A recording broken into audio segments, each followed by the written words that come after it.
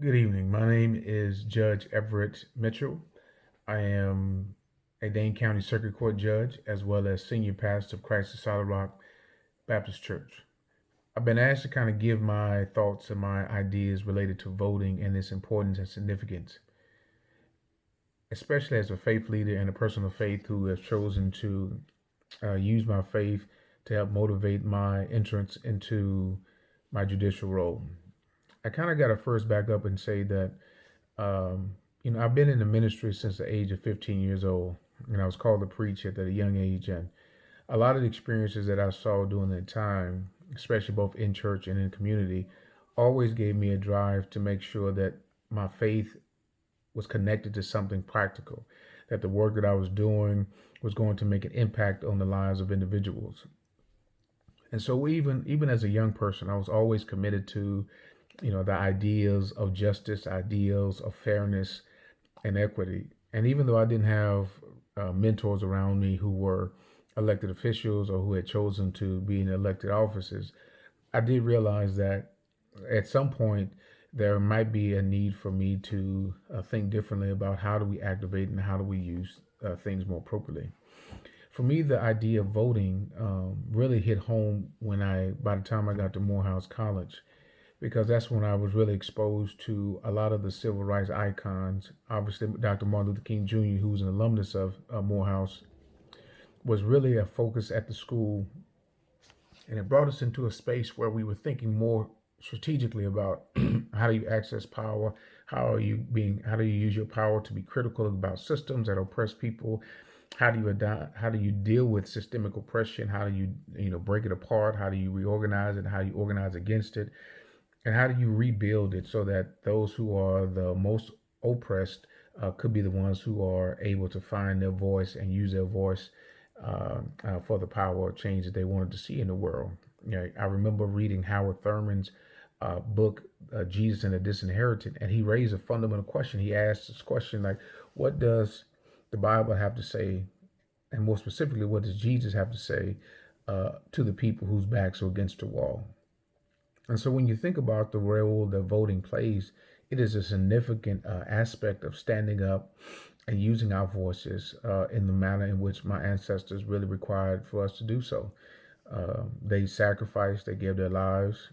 And as a faith leader, I think it's important upon me to make sure that I continue to push my community to do the same thing. The Black National Anthem definitely says, lift every voice and sing till earth and heaven rings. And so those ideals of voting is about lifting every voice, making sure that every voice is counted, and then working together in the world to ensure that we push hard to ensure that these voices are heard and that systems don't marginalize or use what they can to keep people at home, but that we use our voices and consistently use our voices to see the impact can be made. When I decided to run for judge, I was already the senior pastor of Christ the Solid Rock, and I've been pastoring the church for about 4 years. And the idea of using my law degree, I graduated from the University of Wisconsin Madison with my law degree in Princeton from seminary. And so I realized that I spent all this time, nurturing a law degree. What was I going to use it for? And that's when the idea of running for judge became very important because watching men and women go through the court system as a prosecutor, I realized that a lot of them didn't have the support or voices that they needed to, advocate for themselves. And it's important to have representation so that when people walked into the bench or walked into a courtroom and saw the bench, that they saw somebody that represented them, looked like them, and in some places, and hopefully understood their conversation. And by that, when I say understood their conversation, it's important to know that those experiences throughout the world matter. And as a trauma survivor, and as a man, a person of color who grew up in poverty and understands the struggles, uh, I also understand that sometimes individuals have a sense that they don't trust these systems, and sometimes rightly so.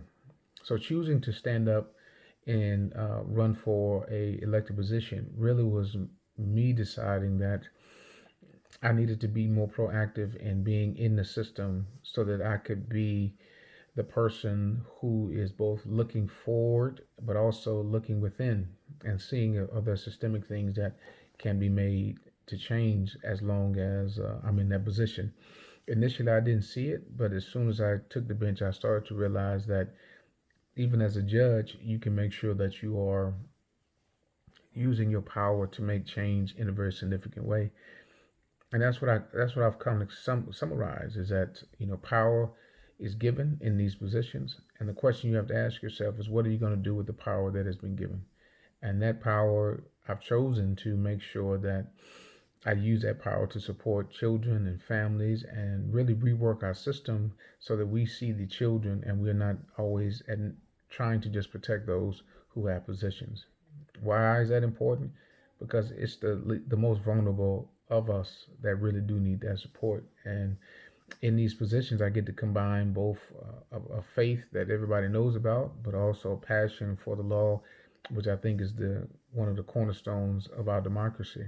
And combining both of them allows me to stand in the vein in which my community has always been.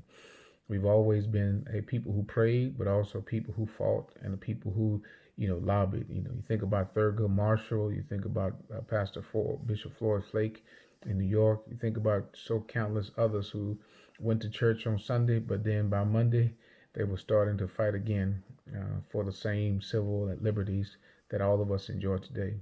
And so it's with that great love and great passion and appreciation for that sacrifice that I do the work that I do and remain committed to ensuring that not just faith, but voices of faith are allowed to enter into this space and present a vision of a Jesus who's trying to answer what do we have to say to the people whose backs are against the wall.